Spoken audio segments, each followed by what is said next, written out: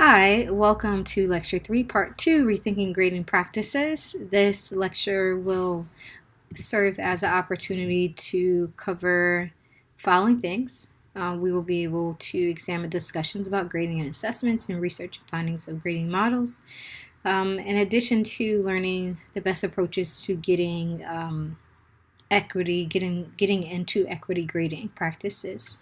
So for this lecture, I'll actually be taking off the recording because, as you can see, there are two screens, and that is on purpose because I'll be bringing up some of the figures that were mentioned throughout the readings, and also just to show you where I am as the lecture continues, because I know that was something someone mentioned in some comments. I can't remember if it was this class or last class. Okay, so for this lecture, first reading is grading. The issue is not how but why. I thought that was pretty interesting because it covers the 4 reasons why that grading has been done, which includes sorting, motivation, and feedback, and that's covered within the first, or the 3 reasons that's covered within the first page. And then the article does a really great job at explaining the grading rationale behind each of them. So we all know that we've been sorting students for years, and if you haven't noticed that, then maybe you're new to the teaching to the teaching profession, but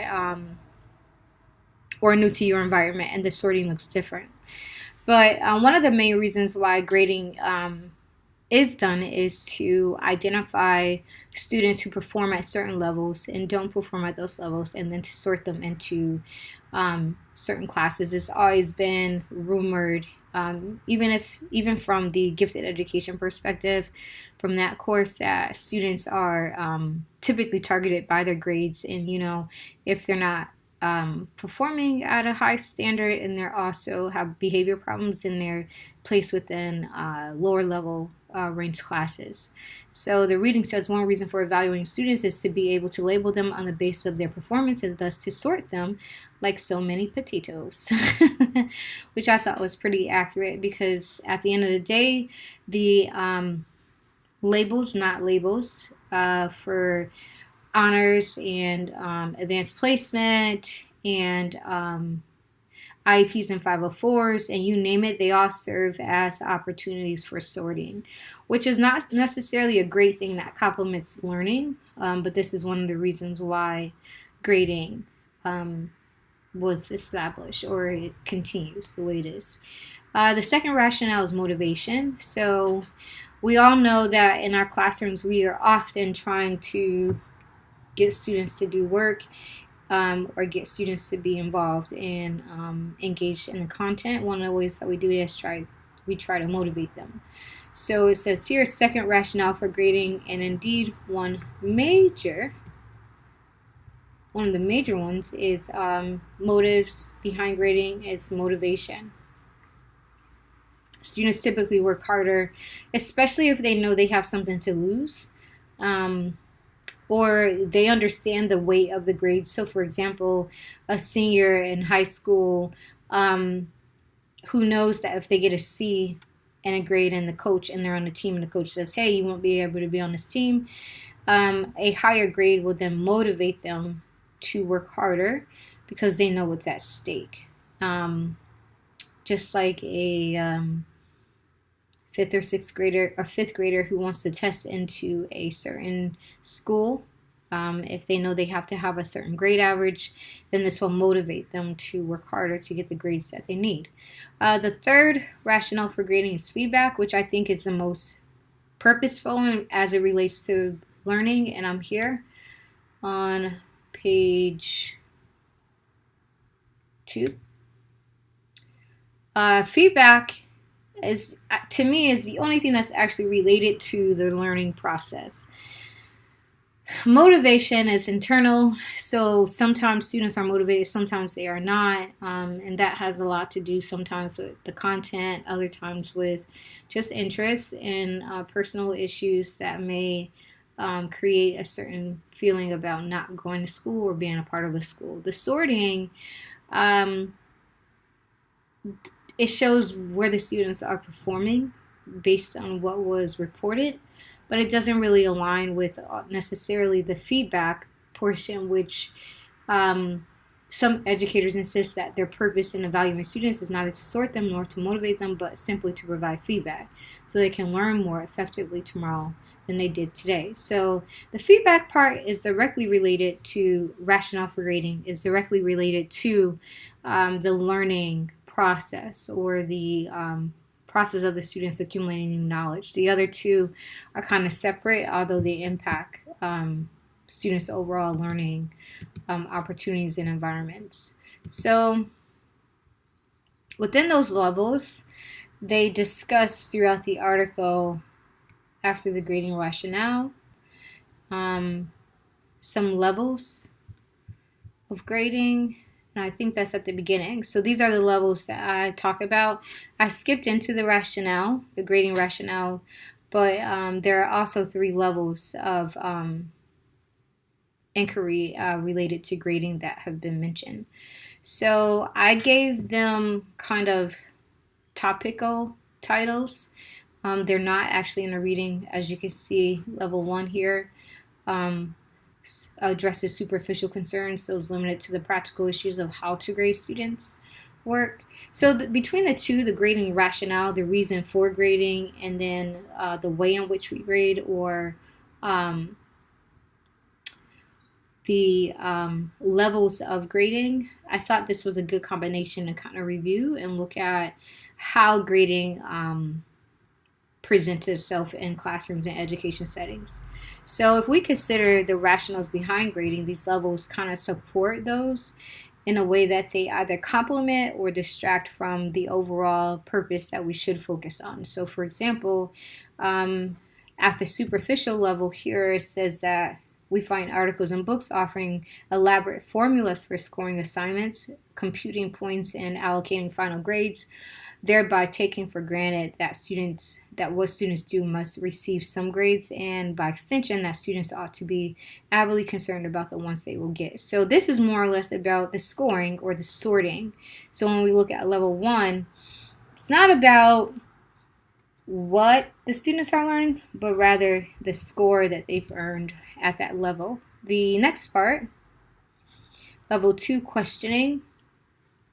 This one goes a little deeper because here at level 2, students or educators call the above premises into question, asking whether traditional grading is really necessary or useful for assessing students' performance. Here you also would start looking at alternative assignments, often designated as authentic. So if we go back and look at the levels of grading, this may tie into the motivation, because if you get past the actual scores of what students are earning, you start to think about, well, is this even meaningful to them?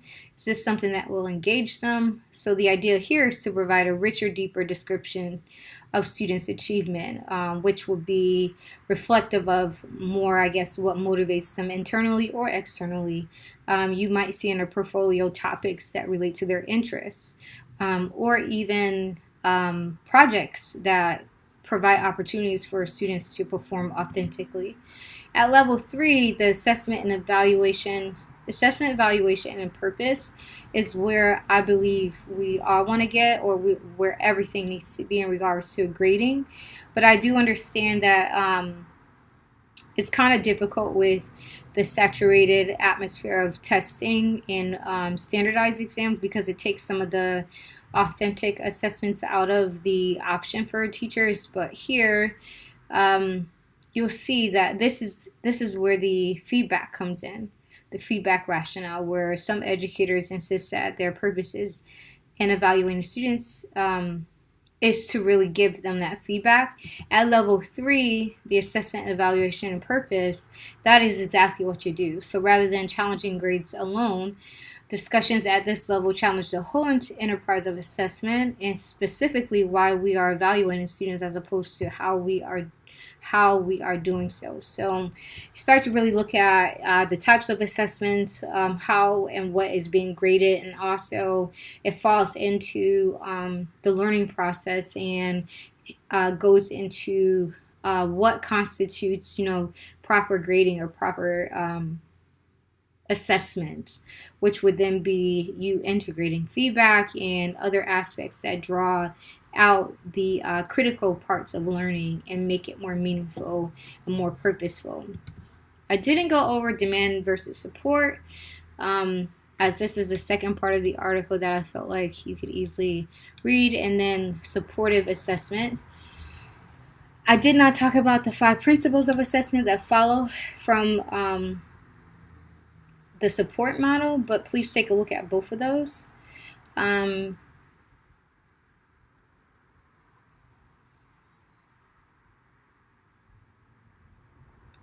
Both of them have really critical things to consider, so go ahead and take a look at that. I didn't want to overwhelm you with too much because, as you can see, we're already at 11 minutes and I still have a few more slides to go before a break.